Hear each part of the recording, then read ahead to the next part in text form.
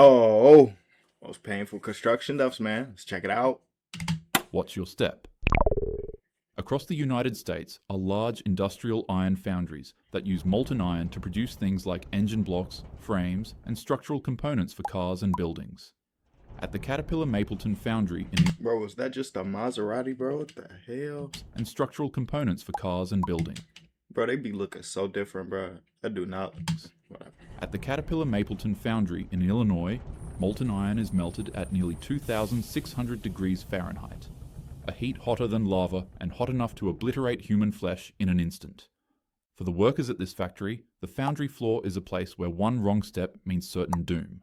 So it's of utmost importance that... Bro, I know y'all seen the videos where the people be working at like factories like this, bro. And then they put their hand in the lava real quick, bro. I could never, bro. Each crew member moves with Not caution happening. 100% of the time. On June 2nd, a 39-year-old man would be working his 5th day at his new job. He was tasked with retrieving a sample of molten iron for testing. He spun down a giant metal wheel that caused the molten iron to pour out of the vat. Afterwards, he leaned over the boiling hot iron.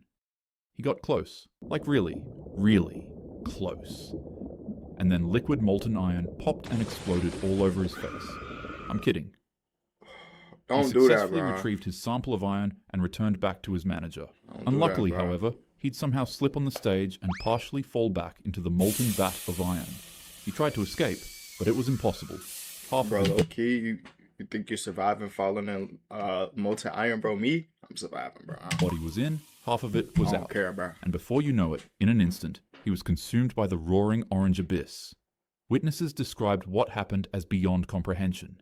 He passed away instantly, but not all of him was consumed. Part of his body remained on the steel deck for the coroner to retrieve. Emergency crews rushed in, but it was already way too late. There was no saving him.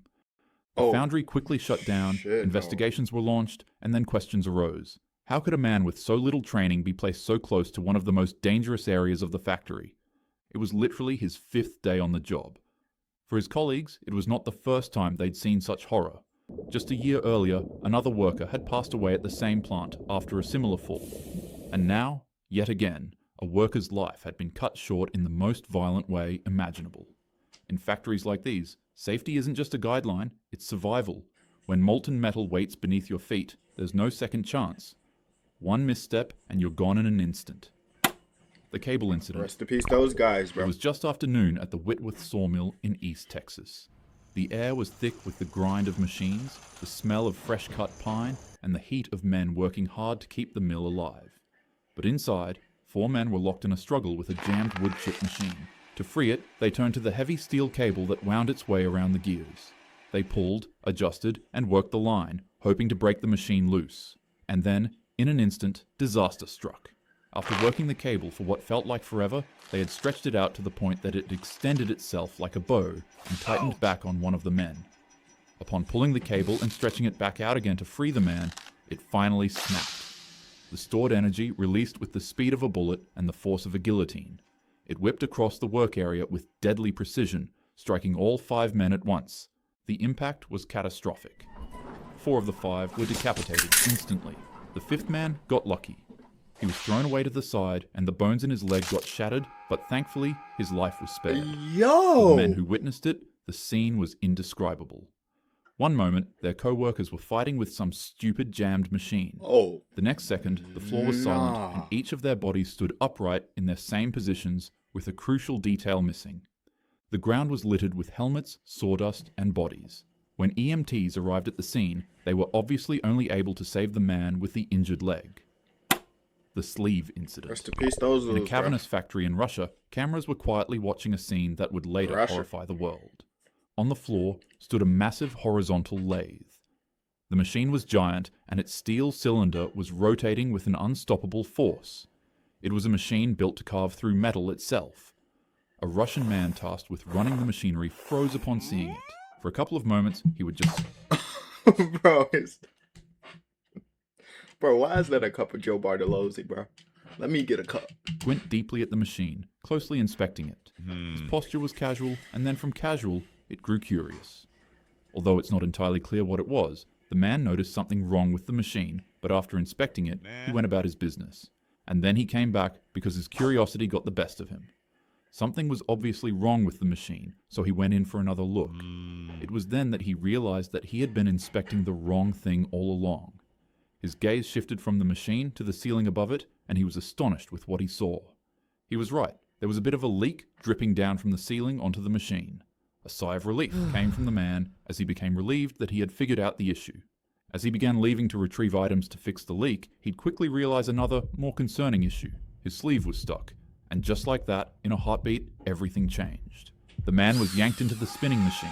His body slammed between the cylinder and the base, whipping around with such force that he looked like a rag doll in the grip of a hurricane. The lathe spun faster and faster. First his shoes would fly off, then pieces of his flesh, then chunks from his limbs. And before you knew it, he was turned into a mist. The camera captured it all. There was no time for rescue or hope of survival. Moments later, another worker in full protective gear entered from the side. He froze at the sight he saw. Red trails, shredded remains, and a stained room. He lifted his hands in complete frustration, then dropped them in despair. The unfiltered camera footage spread across the internet, shocking millions before being digitally wiped away. Safety experts pointed out the obvious in this case. Don't wear loose clothing around machines like these, and always keep a safe distance between them. The roller incident. It was just after noon at a factory in the Saint Laurent borough of Montreal. The facility specialized in recycling plastic. Nightmare fuel, bro. Massive machines churned endlessly, crushing and shaping materials with unstoppable force. For workers, the rhythm of the rollers was just another part of the day. Clock in, crush and churn, go to sleep, repeat. Except for this day. On August 8th, 2016, at around 12:15 p.m., a 56-year-old employee noticed a piece of plastic jammed in the roller machine.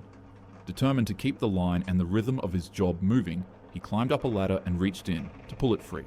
As you could guess, while trying to perform this extremely dangerous task, the rollers would pinch his finger. He'd scream in pain and try to yank it out, but in a split second, his hand was caught and effectively crushed.